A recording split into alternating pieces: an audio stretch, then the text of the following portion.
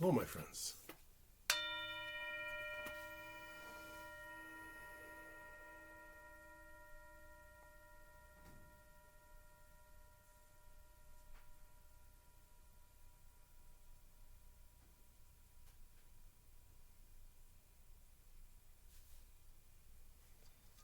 Welcome. My name is Drake, and this is Touching the Edge. Welcome to our 40-day practice. Today is day 2 of the 40-day practice. I'm so enormously happy to be doing this with you. I'm enormously happy because it connects me to joy, and you have the opportunity also to connect with joy through connecting with us in this practice. The circle of people, the circle and the community of people who are involved with these practices. And by the way, to me, this is a circle that doesn't just involve people who watch these videos, but the whole family, the whole brotherhood, sisterhood of humanity.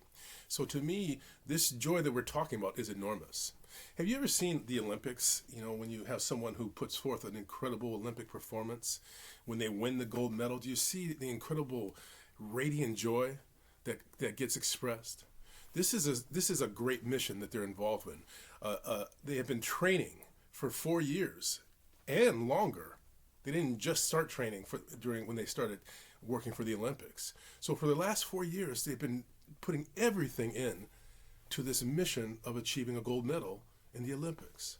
Doesn't matter what's going on in the world. You know, they keep focused. They keep training for the Olympics. And so what I'm suggesting is, excuse me, what I'm suggesting is that this is our opportunity. We have the opportunity to discover joy in the midst of challenge. That's when you find it. What is joy? Joy is a great sense of mission and making progress to the end goal of the success of that mission. When you live with joy, you're different as you walk through the world. The great teacher Wayne Dyer said that when pressure is applied, you get what's inside. If you squeeze an orange juice, you get orange juice. If you squeeze an orange, you get orange juice. If you squeeze a lemon, you get lemon juice. You never squeeze a lemon and get orange juice. So what's coming out of us is what's inside of us. And so we want to understand. If we are finding ourselves acting in reprehensible ways, if we find ourselves attacking people or saying incredibly cruel things, you know, that indicates that we are moving away from joy because that's not the authenticity of who we really are. Your joy is connected to authenticity, which is, of course, connected to ultimate value. That's why having children has the opportunity to bring so much out of us if we respond not by wishing we didn't, but by stepping up to what is. We have to make peace with imperfection. And that means the imperfection of humanity. So be aware of joy. I remember doing a presentation one time where I was talking about the history I'd had with these incredible panic attacks and being afraid. And a Hmong gentleman came up to me afterwards and told me that in his culture, he never felt he could admit that he had experienced fear. And he felt such joy with the opportunity to hear another man, particularly another man of color, express that they had dealt with fear. He found joy in being honest with himself.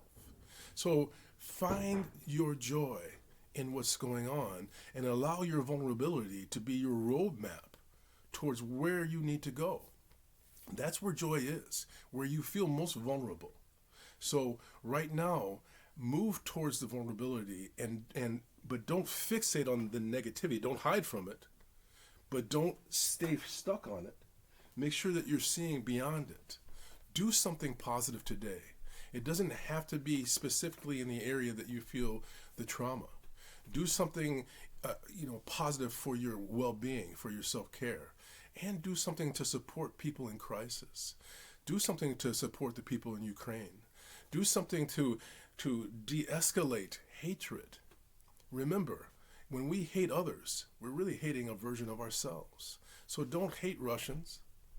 Don't hate Americans or white people, even when you see, or black people, African Americans, or any other people, even when you see groups of them doing wrong, don't hate them. Get focused on a positive outcome. Get focused on kindness.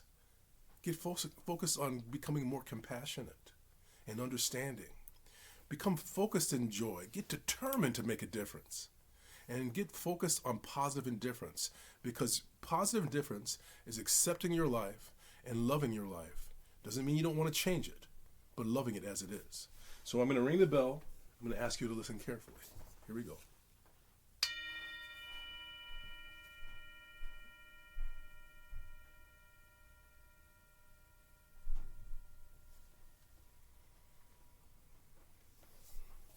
The beauty of our lives is discovered through joy, through the commitment of working towards a positive end.